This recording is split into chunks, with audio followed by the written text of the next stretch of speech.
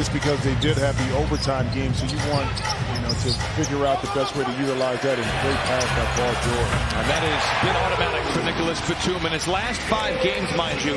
George trying to put an end to that here. Dumps it inside the zoo, twisting and turning, surrounded by white jersey, and then flushes it in. Because you have outstanding shooters, really don't have a lot of help. George drives in and scores. Paul George now with 4. Don't sequence, you got to force Bam back out.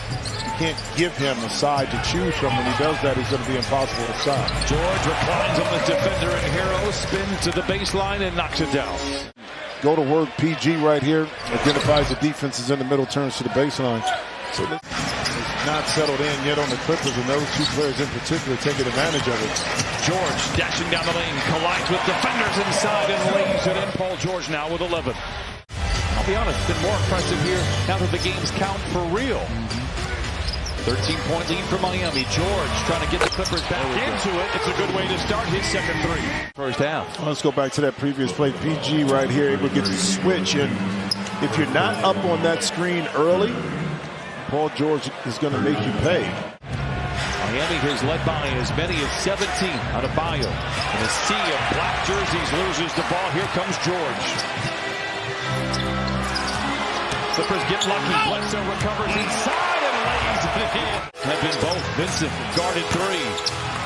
Man with the rebound. Miami just 4 of 19 from the 3-point line. Clippers creeping back into it. George from the line to the lane to the rim. Takes it to the house and makes a little noise. Doing what he does best, identifies where the open spot is. And again, what about the screen right there?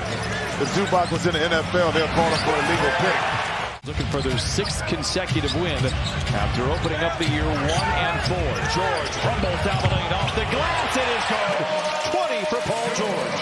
Go back, Paul. Patience, allowing the defense. And back to George. Clippers by 7. George knocks it down. He got hit right in front of James Capers, but no whistle. Open up, and then here, watch at the end. Watch the reach by the hero right there. I don't care if it's a little tap or not, it's still a foul. And he's got Miami playing some of the best basketball in the Eastern Conference. George, a contested jump. Oh, my goodness. Knocks it down with 2 hands in his face. Pulls the trigger on a 3. He should have shot the first one. Great hustle that time by Paul George. Oh, George buries a 3.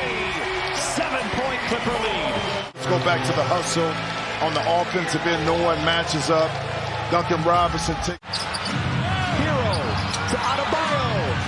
What defense by George?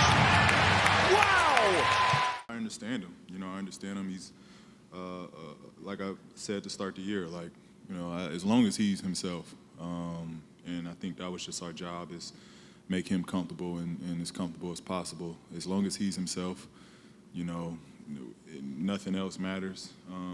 And honestly, he's just been a great teammate. He talks more than what you guys think, similar to Kawhi. But he's vocal. He's not the loudest person in the room, but he's vocal. So we talk throughout the game. We talk in the locker room.